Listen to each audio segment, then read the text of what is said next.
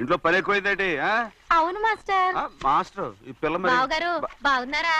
బావగారే గొప్ప మరలు దొరికింది నాకు. థ్యాంక్స్ అండి. అయ్యి బాబు ఇంగ్లీష్ బీకామ్ అగ్రికల్చర్. అరే బస్ లేలా వద్దకు రావడం మళ్ళీ పైగా సరసాలు వీళ్ళకి. కదులు కదులు. అబ్బా ఆ స్టైల్ చూడవే, మళ్ళీ మళ్ళీ చూడాలనుంది. అవునే నోర్మి అండి, ఆయన అసలే హిట్లరు.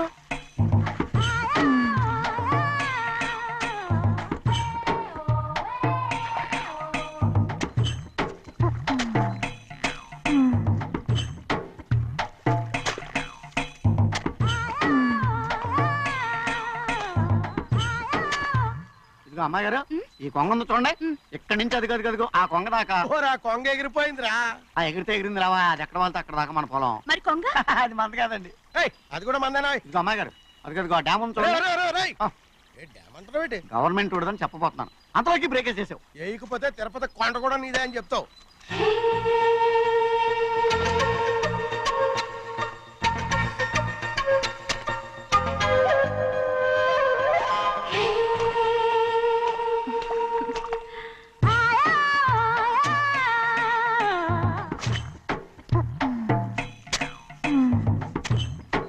హలో.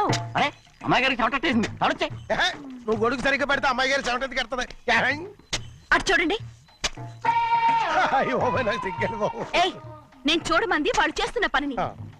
అదేంటి లాంటి మొక్కలను పీకేస్తున్నారు? ఆ మొక్కల్ని ఏంటి తల కిందగా పాచేస్తుంది? మట్టిలో పిండి రుబ్బేస్తున్నారేటి? అసలు ఆ సూపులేటి? అదే బాగలేదు. Change everybody. చేంజ్ 10 రూపాయలు సరిపోద్దమ్మా.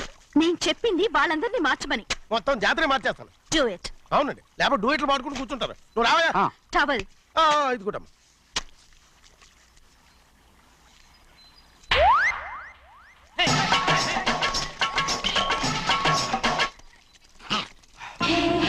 ఏంటిది? ఊళ్ళో వాళ్ళ కళ్ళు పడితే దిష్టి అవుతుంది. ఈ ఒంటికి దిష్టికి స్టేన్ తగలదు. అయ్యో, ఆడవాళ్ళు తినేసరిగా ఎలా చూస్తున్నారు తెలుసా? అసలు వాళ్ళంతా అలా చూస్తుంటే నీకెందుకు అంత కోపం? నాకు కాకపోతే ఇంకెవరికి? పట్టుకోపోయేదాన్ని నేను.